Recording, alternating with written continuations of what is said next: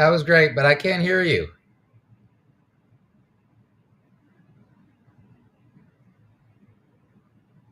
I heard the intro, great intro reel. I saw the video of me walking in. I heard that, but I just can't hear you.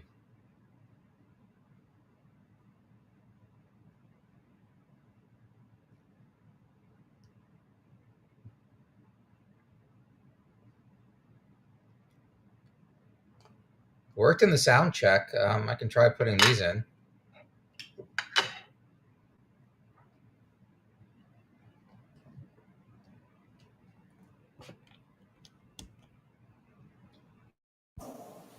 Let me see. Is that helping or not? Can you hear me now? Now I can. Great. We're awesome. Okay. I don't know what that was. Sound check worked great, but I guess All to right. do with I'm not everything. sure. I'm not sure. Um, okay, great. So we've got we got past that. So why don't you take us back to the start? What you've done, how you got started doing this whole entrepreneurial thing? How what got you going? You know. Yeah, sure. So like my career path really only makes sense in retrospect. Like you hear a lot of these guys and like it seems like it's a well like here was the path. They knew it from the beginning. Like they had 4 startups before they were 4 years old. Like life's not like that. Most of us take a little bit more of a roundabout journey. So, for me, I graduated business school in like the late 90s. And back then, like there was no entrepreneurship program, right? If you were an Right. entrepreneur, you're like, guy needs a job. So, I had like two options coming out of my business school. It's like door on the right, iBanking, door on the left, consulting. I knew I didn't want to be an iBanker, so consulting. Did 4 years of that. Really awesome, but not my career path. Internet starts happening, and I'm like, that's what I wanted to do. It didn't exist 4 years ago, but that's what I want to do. So within a year, I'm back in New York. I'm doing my first startup. It's a startup for summer camp parents. We would call it SaaS for summer camps these days. Do that for 8 years. I get bought out. Work at a family office, which is, in my case, just a polite way of saying rich old European guy. Yeah, I don't know. I mean, it's an interesting experience. I don't know how much your audience knows about family offices, but basically they're usually set up by a family or an individual. When they get too big to just manage their own money or their own philanthropy, my guy didn't do philanthropy, and they bring somebody who's an investment professional to run it like a mini fund, mini advisory. Really interesting time. I was there during the big meltdown in 2008, 2009. So that was an interesting time to be in a That was an family interesting office. time. Yeah, I'll bet. Yeah, and then did my second startup. Was going to do my third. Got kind of pulled into Dream It Ventures, which is the third oldest accelerator and VC fund in the world. Did that for 8 years. They're about 7 years, and I've been doing 6 or 7 things ever since. Yeah, it's fascinating. Yeah, family offices are I don't want to say they're the unsung hero of raising capital, but in some ways, they are a good place for, you got to find the right one, but they are a good place to get funding from, but generally they don't do their own due diligence. They usually partner with others to do their due diligence. So So you're finding a polite way to say that they're dumb money. no, it's not that they're Nah, dumb I'm money. joking a little bit. A lot Yeah, of yeah. a lot of the entrepreneurs, like they'd come to you with a, pardon my language, crappy idea. Like, oh, so who are you looking to raise money from? Oh, family offices, because all the VCs had turned them down. Uh, but truthfully, for the right kind of startup, that's a better option than VC. Like Oh family yeah. offices don't have funds. So if you're the kind of startup that's like may not sell in 5, 10 years, but could throw off a lot of money as like dividends, like family offices can do that, but VC funds can't. Yeah, absolutely. Again, it's about it's about there's two things about raising money. One is the right time to raise money, Mm-hmm. and the second is the right partners to raise money with, because you're not going to.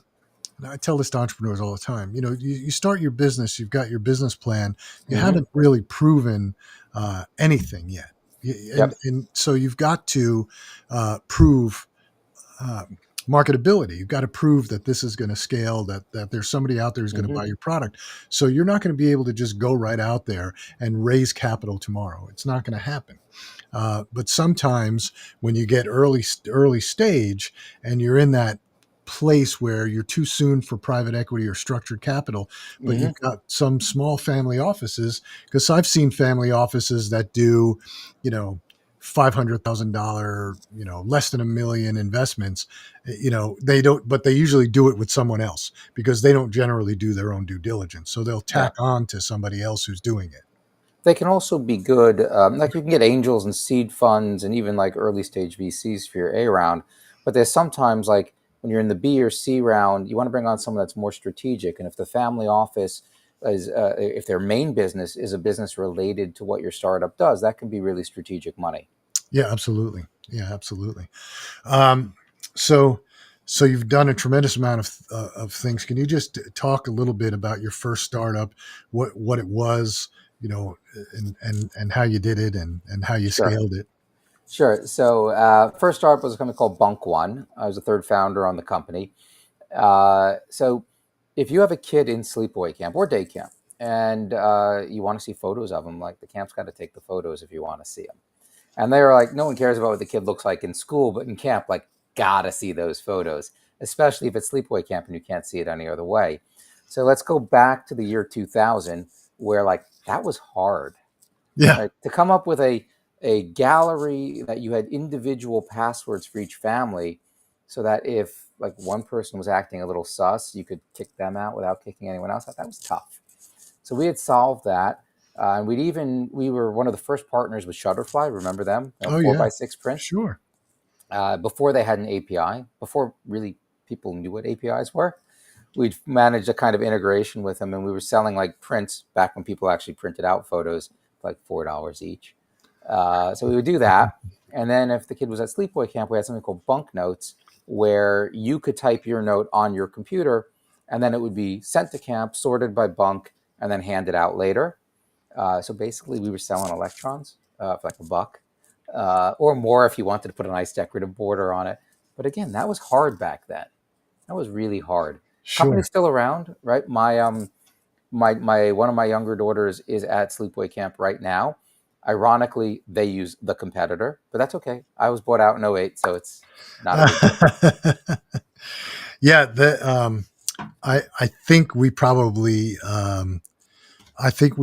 used it, because, well, we started sending our kids to camp, Which and camp? oh oh This god, is, the moms always know. The dad's like, wait a second, I know I know. their name. It was in, oh god, I can't remember, man. That's fine. I didn't mean to put you on the spot. No, that's all right. One of them went to a riding camp, a equestrian camp in West Virginia. My son went to a lacrosse camp up in Pennsylvania. I don't remember the names of them. I mean, I don't think we had a lacrosse camp, though we had a few equestrian camps that and were then really good. the other ones went to camp up in Northeast Maryland and that's where my son. They all sort of learned different things. I have a son who's a sailor. He's a competitive sailor, Nice. and we don't sail. We don't, and he picked it up at camp.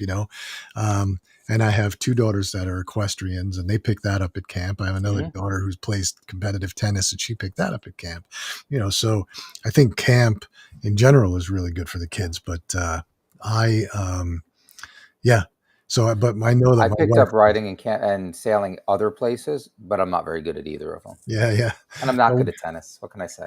we don't do any of those. My wife and I.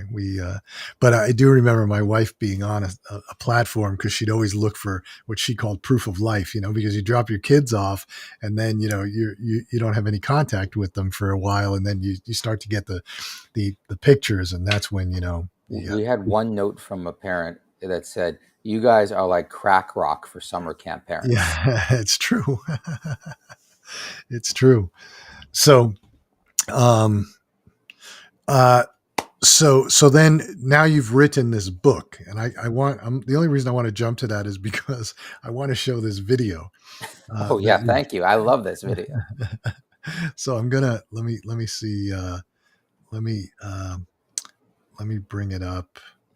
Uh, no, that's not the one I want. That's not the one I want. That's not the one I want. I want to add this to the scene. Shoot. Hang on.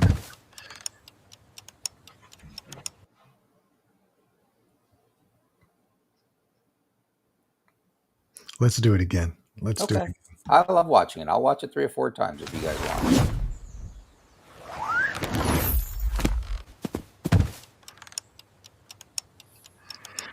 I love that. Stuck in the startup maze. Sure. Because it's I, the truth. I suppose you want the backstory. Oh, yeah, I'd love to. Okay, okay. There's a couple of different. It's a little bit of a longer story. Okay, so I like puns. I like visual puns. I like verbal puns. So the book is the subtitle. I mean, you can read this. Is it's a novel approach to startup success because it's written like a novel instead of a boring textbook, and it's also a new way to teach it. So when my publisher was sending me like, here's some sample covers, I'm like, those are kind of like every other business book out there, right? And I wrote it specifically not to look like a business book. So I went into Barnes and Noble around the corner from me, and I went to the business section. I just kind of stood back, let my eyes unfocus a little bit, and I said, "What's everything here look like?"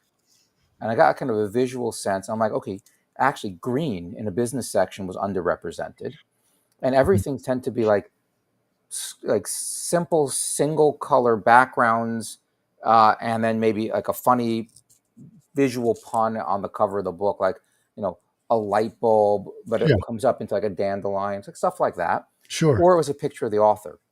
So I said I want to zig where everyone else is zagging. So I went through a couple of iterations with this designer who actually was at one of the startups that I backed in my first cohort as an accelerator venture fund managing director. And we came up with the idea of a maze. And if you look really closely, the guy has actually got a chainsaw here, and he's hacking his way through the maze. So again, another pun. And we went for like a Gary Larson Far Side like vibe, so that if you saw it in the business section of a Barnes and Noble, be like, that's in the wrong place, and you'd immediately just be driven. Your eyes would take to it. By the way, it's details, right? Attention to details. This is the maze, right? It carries Right, through right. onto the spine because all the spines of the books in the business section are all single colored. So I Yeah. figured even there it would stick out. So like this is just a book, but if I were doing a consumer product, like these are the things I tell my entrepreneurs to like obsess over. So anyway, I had that whole idea, and then I got these really two awesome interns from the business school where I teach, and Isha, the one who made that video. Isha's done a couple of marketing stuff before, and I said, Isha, it'd be really cool to do videos around getting lost in the maze or that kind of like play on that. So I just happened to have other founders who had gotten deep into video Gen AI. So I'm like, awesome. I'm going to twist their arm for like a 45-minute tutorial. So they taught us like all the tools that we should be using, like the secrets for how to make the prompts more effective.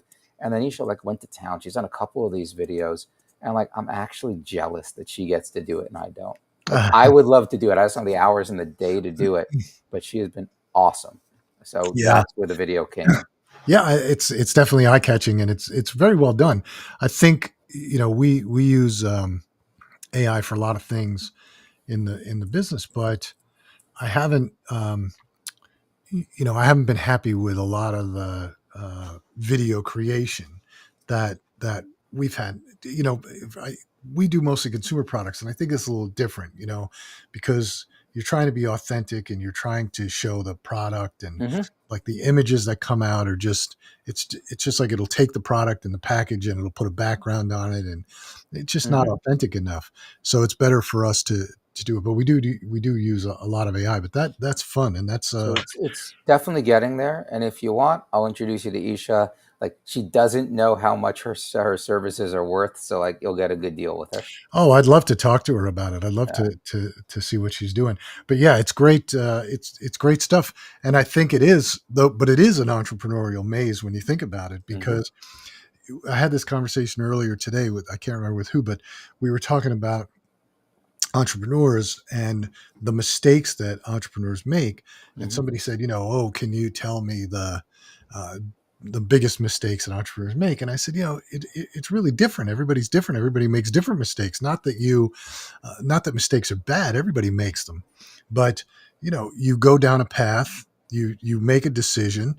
That decision turns out to be either right or wrong. If it's wrong, you go a different way. But it's just part of the whole Hmm. entrepreneurial maze, the entrepreneurial You startup. hit a dead end, you retrace your steps, do something else. Like I'll tell you, like by the way, could not be more right. I agree with you 100%. And also, like, don't fall for like the this was like an overnight success. Like the overnight Oh, success takes 8 years, right? yeah. I made tons of mistakes. The only thing that like the difference between like a good successful startup and unsuccessful is none of the mistakes I made were so bad that they killed the company and I ran out of money and so on. Right. So there's a book that I read. It's one of my least favorite books. I loathe it, but it has the best first line ever. The book's called Anna Karenina. It's Oh, Leo yeah. Tolstoy. If you like soap operas, it's for you. If you don't, don't. But the opening line is all happy families are the same. All unhappy families are different in their own spectacular ways. And I feel that way about startups. If you're a successful startup, you're kind of the same because you've avoided every of those pitfalls along the way that could have killed you. It's the startups that failed. They could have failed in a zillion different ways. Yeah. Oh, I agree. I mean, I tell people the story of I founded my first business when I was 27, and it was an absolute disaster of my own making. Hmm. There's no excuses. It was failure of leadership, a failure of process management. I mean, I made every mistake, and the biggest mistake I made, and I tell this to all young entrepreneurs, the biggest mistake I made was thinking that I'm the entrepreneur. I have to have all the answers, and therefore, I'm the one to make all the decisions. And you just can't exist like that. It just No. doesn't work. And so 100% of the failure was on me. And then I carry that with me today because I think about it, not just, I've gone on to do other things and start up other companies that have been Mhm. successful, but I always carry that in the back of my head that, don't think that you have to have 100% of the answers. Don't think that you have to be the smartest guy in the room because you don't. Have you ever heard the expression, if you're the smartest guy in the room, you've hired badly? Right? I love being in the room with smarter people than me. The key is like everyone has to have a critical skill. Together, that portfolio of people have to have the skills they need to make the startup work. To think that you're going to have them all, impossible. And even if you did have them all, you don't have the hours in the day to do it all. Oh, Right? So you no. need someone else. Like they said, I think it was like um, MacArthur, supposedly, I think it was MacArthur, could type faster than his secretary. But like he's not typing his own correspondence. Like he's No. got better things or had better things to do with his time. Sure. And if you try and do it, then you're really not. And again, that's what I meant when I said, a failure of process management, because if you Mhm. can't manage the process, you have to move everybody along. You can hire smarter people, but they all have to have everybody's got to Mhm. be going in the same direction, because if you have smarter people and they're going with their own ideas, then you have bigger problems. But you have to be able to manage that whole process through.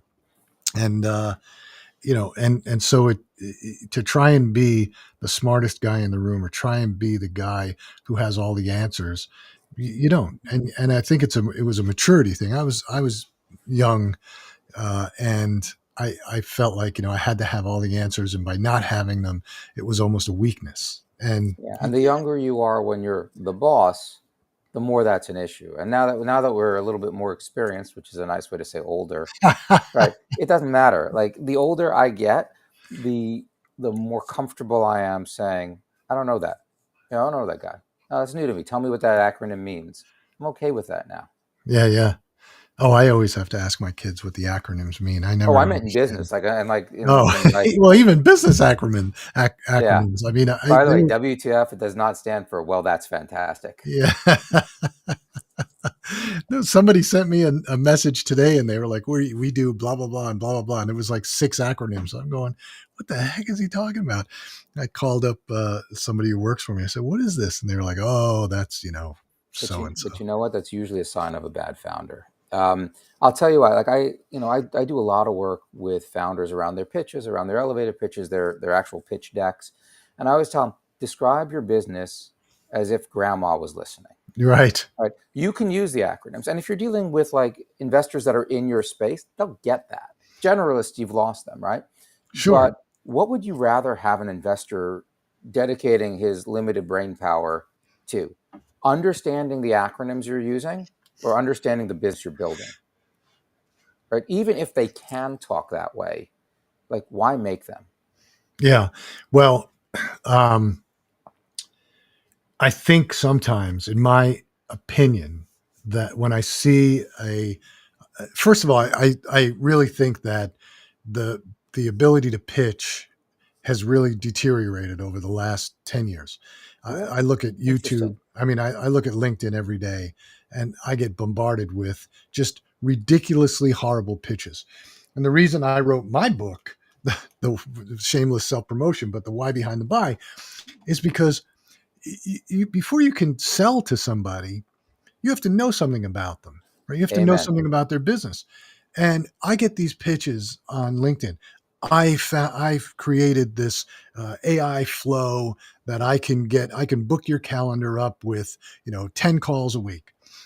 I'm going to 10x your business. I mean, at least that's vaguely in scope for what you do. I get stuff like from dental hygienists in Cleveland about like social. I'm like, look at my LinkedIn profile. It says PropTech and construction tech. It's literally the first 5 words. Yeah. But so I have a whole rant on this, right? So like, you're gonna say amen, brother, right? So you've done enterprise sales before, right? Yeah. And you're dealing with like, I want $50,000. I want $500,000 for my software. So number one, if you can, you get a warm intro, right? That's the gold Sure. standard. And if you can't, and you have to send a cold outreach on LinkedIn or email or whatever, you want to have in that first sentence, you want to telegraph to him you've done your homework, right? You figure out exactly who in the organization is the right person. You're not just like randomly saying, "Oh, can you get me to the right person?" You want to understand what he or she does, what motivates them, what challenges their business, what challenges they personally are hitting. And in that first sentence, you're like, "Hey, Phil, we haven't met yet before, but I understand that like this new regulation passed. I understand it's doubling the amount of work for your department. I've got software that can help like make you manage that load." Like right up front. Yeah. Now, my question for all the entrepreneurs who go out there and just spray and pray to investors on LinkedIn is you're asking us for 10 or 20 times that amount of money. Right. Why do we get a BS generic, um, I love the work you're doing. I think you should invest in my pet enema company, Yeah. right? By the way, I don't know if that's an enema for pets or if it's like an enema that's actually their pet. I don't know. But like, dude, do your freaking homework. And Yeah. you know what the most forget about the fact that it's like it's insulting, right? It's like, hey, my time is more important than your time. I can't be bothered to do my homework. You figure out if we're a fit. It doesn't work. No. Think about those emails. Like I must have 10,000 plus cold emails in the course of my career, including LinkedIn email. You know how many of them I've responded to on ballpark? A handful. One. And I only respond to that guy because I recognized him as going to my synagogue. And I'm like, dude, why are you cold emailing me? You know me, Right. right? I've invested in 0 of them. So even if like you don't get any of the rest of it, it doesn't work. Don't do it. Okay, I'm done. Oh, I'll stop ranting. you're 100% right. You're never gonna raise capital by sending out stuff on LinkedIn because it falls on deaf ears because you can't do the pitch. You're never going to do the pitch You know correctly. what? You're like the guy in the bar that's randomly going up to women and saying, "Want to go home with me tonight?" I'm like, no, don't be that guy. Yeah. Well, I always say that to the people that I'm coaching Mm-hmm. because everybody wants to send out I crafted this email and I'm going to send it. It's cold email. I've got my list together. I know who my targets are. And, this is the thing. And it explains what I have so well. And I said, okay, why do they want to buy it? Like, why are they going to buy it? You don't know anything about them. You just know that this is the company that you want to pitch. But I said, if they were in a party, if you walked into a party and they were there and you walked up to them, would Mm-hmm. you automatically start saying, hey, I'm, so and so, I can 10x your business because if you give me, I have this automation system. Is that how you would do it? Is it because they'd walk away from you? Wouldn't you So say, tell me about yourself? 1000%. So in the startup world, we call it the elevator pitch, right? And Right. I assume it's the same for a lot of the small businesses as well. And I tell like, what's your elevator pitch? And I always think it's very salesy. And I'm like, stop. Yeah. So pretend I'm sitting at the bar next to you after the conference and we're drinking. And I say, hey, so Phil, what are you working on? That's Right. how your elevator pitch has to sound. It has to be part of that conversation. Sure. Absolutely. But you have to understand, but when you're developing something, what drives me up a wall is the when I get pitched on LinkedIn, and I'm telling you, maybe 30 a day, 35, 40 a day, and they're all structured the same way. And they start talking to me about the problem that somebody has, and I probably have it too. And I go, well, I don't have that problem. Yeah, We've been in fail. business for, we've been in business for 12 years. I don't know what you're talking about, you know? And so, and it's just such poor, they're just such poor pitchmen, and they're And all trying to do it in the first email. too long. Yeah. Right? They don't like I get this. I'm reading that much. Hit me with like two, three sentences, and if those two, three sentences are like, oh yeah, he did his research. That's right. Okay, then we can talk. But it's already sort of a fail. So I don't know if the quality of the pitches have gotten worse or it's just become exponentially easier to automate that outreach. So all the people who don't get it are just they can just get to you more easily than they used to in the past. Well, I do think that that's a factor. I definitely think that there's more tools out there today to do it. But I also think the problem is that you've got some guy out there who, sold you a course on how to pitch. He never did it. He just sold you the course. Hmm. You believed him, you bought the course, and now you're going out there because the wording on most of these is almost identical, and it's ridiculous. And I keep telling people, if you're going to do it, the first message that you send should just be to link with them on LinkedIn. Then the second message is, if you know who your targets are. So for us, we'll break it down into, Hmm. food components, right? Even snack food or, olive oil or whatever it is, Yep. Yep. and then so each one has a different message.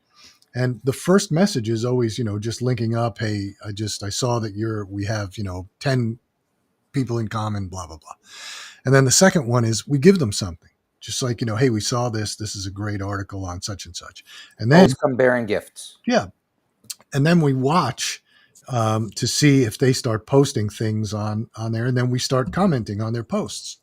And then we send another one and Hmm. another one. We don't ask for a meeting until the sixth or seventh message. And by then, we've commented on their post. We've sent them a couple of things. It's been, 2 or 3 weeks. They think we know Yeah. each other. So it's like, So okay, So that's exactly. I tell again in the startup world, especially, we're super networked. Like if you can't get in touch with me somehow, ideally with a warm introduction, or somehow insert yourself into the conversation in a productive, like natural way, I don't know how you're going to do sales, right. especially if you're B2B, and I invest mostly business to business. So it's kind of a proxy for that skill. So that's like very strong. So I will tell you one thing that I do a little differently. I don't accept LinkedIn connections from anybody who I haven't done work with. And the reason is I do so much of my stuff with warm introductions that if I accepted stuff where people I didn't know, I get too many false positives when I'm trying to get through to somebody. I'm totally okay if people connect with me on or join me on like Twitter, I guess X we're calling it now. And I'm actually like okay engaging a bunch of other ways, but I'm very particular about LinkedIn. That's just me. Yeah. Well, that's good. That was a question, is what types of businesses do you invest in? Because I said in the beginning that you Yeah. had invested in. So that was a question. What types of businesses do you Yeah, invest in? so I've invested in tons of different types of businesses over the years. My first angel investment was actually a pharmaceutical company. Right? Really? Yeah, I had no skill at all. I had a friend who was leading it. I kind of understood the business side. Had no idea about the science. Uh, I had no business doing that kind of investment. I just got lucky. right? And if you walked into like Atlantic City or Vegas and you like put $100 on like 17 on the roulette wheel and you won, like zero skill, but you're hooked. Right. So the good news is I got a little better at what I was doing before my luck ran out. So these days, I do mostly prop tech and construction tech. So anything that sells to a real estate developer, property manager, architects, leasing offices, or brokerage, or did I say architects? I don't remember. Or general contractors, like that constellation of customers. I'm kind of good with that. I've done ed tech in the past. My old fund used to also do health tech, so I'm pretty versatile there. Like business to business in general right now is my comfort zone, which is ironic because my first startup was like a B2B to C startup. Oh, right. Yeah. What was the first startup? Oh, Bunk that's right. one, It the was, summer yeah, camp stuff. Buckhorn summer Like camp we'd sell to the camps, but then we had to market it within the camps to the for the parents. parents, right? Yeah. So, but why so much focus on real estate and construction? Is that just something that you? Yeah. So, we started out, and I started out as a total generalist, but at Dream It, we were generalists originally. And then, we came to this like realization that like the space that we had sort of created and we were in was super crowded.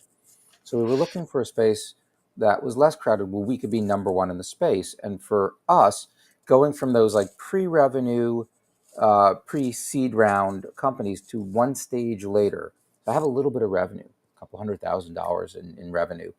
And I want to grow it to 1 million or 2 million or 3 million and then raise a Series A round. That was new territory.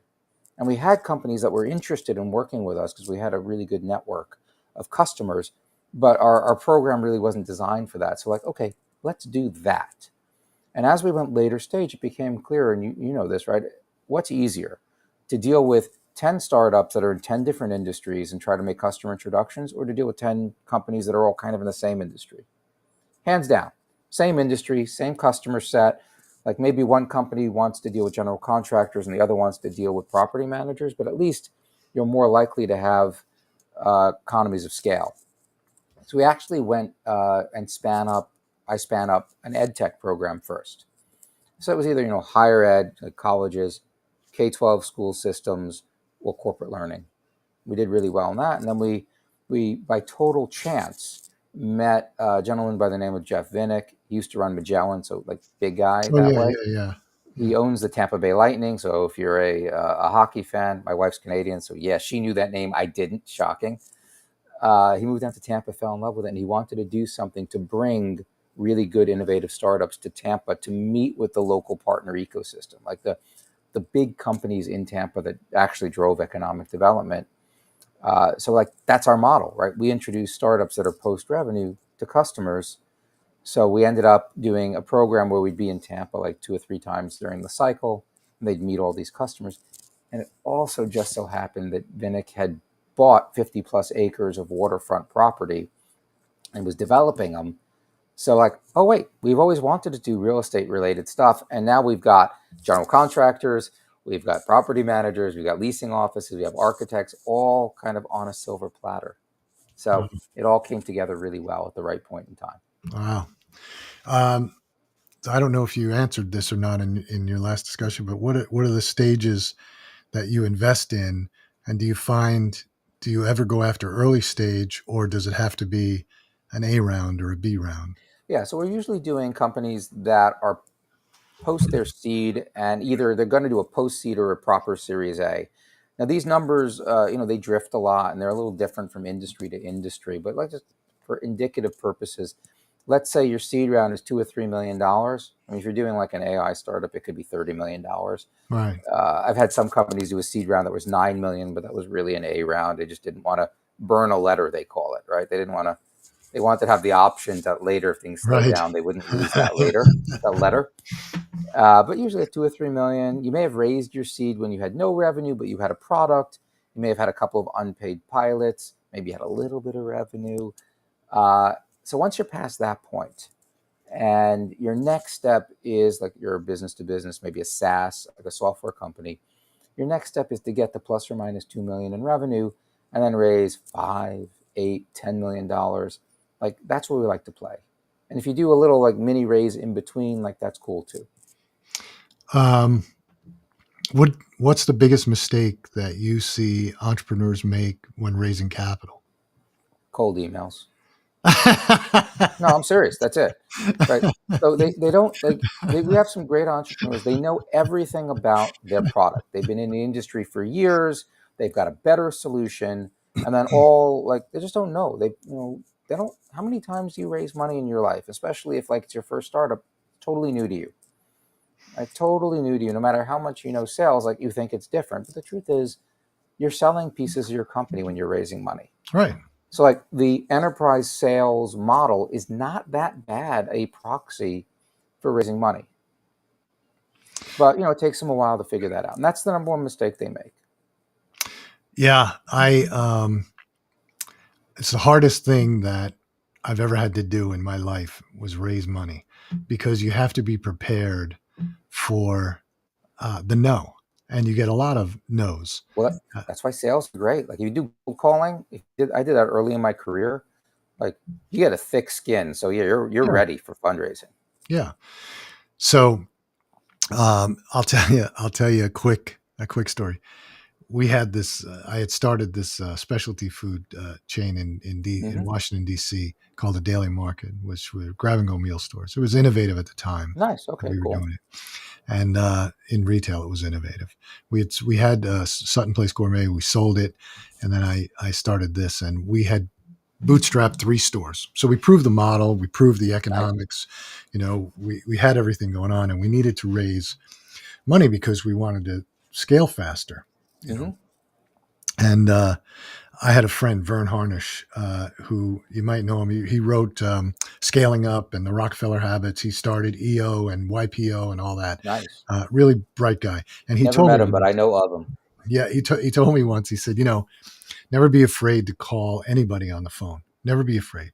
He said, because what's the worst they can do? Hang up on you. Maybe they can yell at you, but they can't hit you. They're not going to hurt you.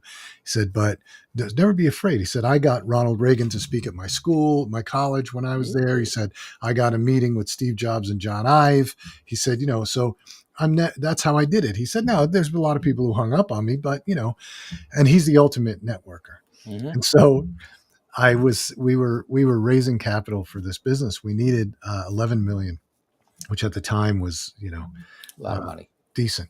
Yeah, and so um, we were thinking strategically, and we were looking at all these things. And I was reading some publication, and I saw that Jerome Kohlberg was no longer with KKR, and he had a different office, right, with his son and some other group. And Hmm. I called him. I got a phone number. It was his home phone. And I called him. And somebody answers the phone, says, Mr. Kohlberg, there's Phil Masiello.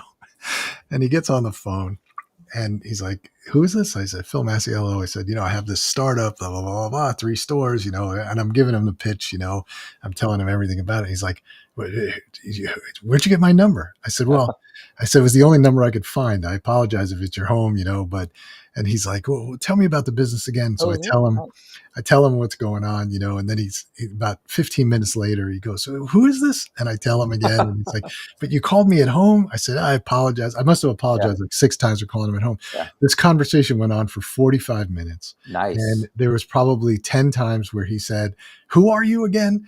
And you called me at home. Tell me about the business some more, right?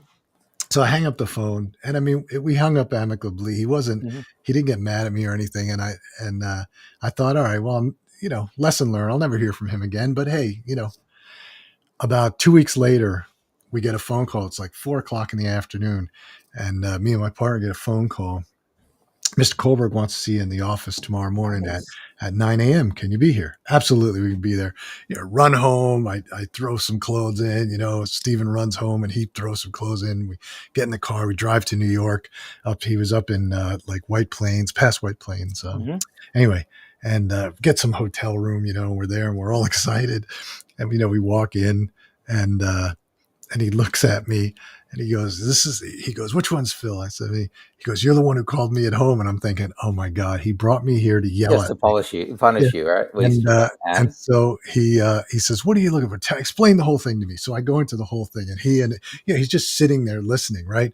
And I'm trying to read him and I can't. And so I'm really I'm unnerved because I'm Yeah. thinking he's just bringing me here to like yell at me. And then, he says, I said, we're looking for, 11 million. He goes, I don't touch any deal for less than 20. He said, because the legal fees will kill you. He Mm-hmm. goes, so I don't do it. I said, okay. And he goes, do you know Okay, why I I'll brought? take 20. He Yeah. goes, yeah, well, he goes, you know why I brought you here? I said, no. He goes, we have this other business. Then he gets up and he starts pitching because he says, we have this business that we invested in. It's not doing so well. And then we hear yours and we think that there's a fit to put them both together. And I'm like, we're open to that. So we Mm-hmm. sat there for a couple of hours talking about it. And then we left and we explored this for like 90 days. We went down the path. But, we couldn't put a deal together. It didn't work what they wanted to do and what we wanted to Mm-hmm. do. But nonetheless, had a relationship with the guy and he helped us out tremendously. He gave us a lot of contacts, people who would, Yep. do it. But all that came from this just me making this phone So call. I have a phone call story too. So when I was working at the family office, this is 2009, right? And there was an article that come out. Microsoft had just invested in Facebook at the ungodly valuation of $1 billion, right? Or Right. 15 billion. I don't remember the details, but it was like big. And I'm telling you, I was like, let's see if we can. And there was something in the article about people stalking employees that had left to see if their options were vested, and then to like buy the options to like get private shares in Facebook. Oh, And this is before there was a sort of established market for private shares. So it was really like who knew a guy who knew a guy. And there were two people in the articles. One of them just sounded kind of scuzzy, but the other one seemed like very legit. Uh, his name was Tom Van Lobensells of Ampersand Partners. And he seemed reasonably interesting. I'm going online. I'm doing my research. The internet was already kind of well established. Can't find anything. Nothing. No footprint. Super under the radar. He's like this kind of an accounting firm or accountant for like exiting founders. So like super low profile. I managed to get a phone number. I call him up. He goes, "Hello." I said, "This is Andrew Ackerman. I'm working for Neutrino Corpus, which we call the family office. We're a family office based in New York. I saw the article about, you're quoted about Facebook, taking money from Microsoft. I was wondering if you knew anyone else who, wanted to sell some shares. We'd be interested in like a $500,000 position." He's like, "How did you get this number?" Right? And well, Tom, I'll tell you what, like, if you have the shares, let's talk. And, however the conversation goes at the end, I'll tell you how I got the number. So he kind of laughed at that. And we had the conversation he actually had, forgot to ask me any of that. Fast forward like a month or so, the transaction's done. He's in New York. We're chatting. He's like, I forgot to ask you, how did you get my number? And I said, for a guy that has a super low profile, you should probably have an unlisted number. I literally called 415-555-1212, and I have the number for Ampersand Partners, and they gave it to me. A day later, he had an unlisted number. That's great. Yeah. Yeah. Great guy, by the way. I Yeah. haven't spoken to him in many years. Yeah. I think it's fun when some of those things work, but sometimes, it doesn't always work. But No. I found raising capital was one of the hardest things. And then, after that, we sort of focused strictly on strategic capital, strategic Mm-hmm. money. Um, and that's how we funded Raw Essentials, because we did it with our manufacturer. They were willing to invest in it. Mm-hmm. We were happy that they did, because then they had a vested interest in making sure that we got what we needed. And then when we did shaving, we had Energizer, and you Gotcha. know, so it was great. But yeah, raising capital. And I think that you're 100% right. I think that, well, there's two things. One of the reasons I did this show is because I was mentoring the University of Maryland School of Entrepreneurship, and these young entrepreneurs, they would come in with these pitch books that they built, too many pages, and I kept Words saying, upon words, like, we have ADD. Give us pictures. yeah, I said, you need to break it down to about 10 slides. Tell your story in about 10 slides. Nobody, let them ask questions. Nobody wants the whole story. And, you want to be able to start a conversation. But these guys all thought uh, they were going to walk into a meeting. The guys are going to look at their pitch and walk out with a check for 10 million bucks. No. You're I tell going, them it's the start of a conversation. Your yeah, it's pitch deck is exactly to it. start the conversation. Your elevator pitch is just to buy You got 20 seconds to buy 3 minutes of their attention to ask you like a question. And the question shouldn't be, wait, Phil, what the hell do you do? It That's should be like, right. oh, so how do you get your, whatever it is, a meaningful. So how are you acquiring customers? Because they're thinking, do I want to spend a half hour with this guy? Right. Right. So you just need to like get 3 minutes of attention, then buy the 3 minutes, the 30-minute meeting. And then your pitch deck in the 30-minute meeting gets them to think, yeah, this is worth a couple hours of my time to dig into. Yeah. Hey, by the way, you brought up a second point. You didn't ask me this, but you know what the number two thing that I find that founders do wrong? What? They build their product in a vacuum. Oh, Like they have the idea, they do it, they build it, and then they like fully formed, they put it into the world, and guys are like, yeah, I don't want any of that, or I didn't want 80% of it. Like you could just. So I actually talk about in the book, and this is part that actually I think applies equally well, regardless of the type of startup, tech startup, physical startup. I talk about the customer discovery process. right. So in the book, just minimum amount of backstory here. The entrepreneur is trying to create a speech to text app for phone calls, privacy compliant, and all that. And his initial idea is going to go like big enterprise. The angel investor that his mentor is like, yeah, you're not building that. Like there's a lot of work. But if you go after like individual professionals, maybe. So then he ends up talking to a real estate agent because real estate agents spend their entire life on their phones. My Yeah. wife's a realtor, so like I know that, and I'm in the space. So he ends up having a conversation, and he does what I call a an index card prototype of his site. So the idea behind this, and you can do this with mock-ups, you can do this with if it's a physical product, but with an app, you actually sketch out the pages of your app on an index card, and you physically give it to someone, and you say, hey, Phil, listen, I want you to interact with this as if it is the app. I'm not here to answer any questions.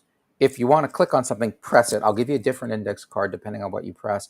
The only thing I ask is, since I can't read your mind, just verbalize what you're saying. Like, I'm not really sure I'm supposed to click next. Oh, maybe this. And you interact with them. So if you can do a super simple mock-up of it, in a physical product, maybe you're doing a foam cutout of it, right? Or maybe it's tough to do a food tasting unless you've done it, but you can create something that your customer can interact with. You'll understand so much. You'll understand where it's confusing to them and it needs to be clearer. You'll understand which features nobody touches. So why build them, right? You'll understand the stuff where they're like, boom, I need this, right? You'll do a post breakout later about, would you use it? What was the most compelling feature? They all went for that one button first right away. You'll learn so much by getting even if it's just like a total, better if it's a little bit more than conceptual, but something that they can touch and play with. It'll save you so much, like blind alleys in the startup maze. Yeah, I mean, it's the same thing, and it doesn't matter whether it's a consumer product, whether it's a B2B product, a SaaS product. You have to come out with your minimum viable product. You got to find a customer who's going to want to buy it, and you got to put it in front of them, Yeah, because you're 100% right. Too many times, founders try and build the perfect site, the perfect app, the perfect product, and it's just not worth it because it's all going to change. yeah. So, um, but yeah, so we're out of time. So your book can be found on Amazon as well Mm-hmm. as your website. Yeah, so you can go to a couple of places. Amazon, Entrepreneur's Odyssey. My last name's Ackerman. It's easy enough. You can probably find it without it. Or if you want to learn a little bit more about the backstory about who I am, Andrew B. Ackerman, B as in boy, andrewbackerman.com. And if somebody wanted to get in touch with you for mentoring or anything like that, Sure. The best way, just andrewbackerman@gmail.com. And there's a contact button on the site. If you're not in PropTech or construction tech, I may not be able to help you. If it's a cold email, just say something like, I saw you on, like, give me a clue where you're coming from. And I'll do my best. yeah. So that pretty much wraps up another high impact episode of Crunching Your Growth. A huge thank you to Andrew Ackerman for sharing not just the highlights, but also the hard won lessons from his entrepreneurial journey.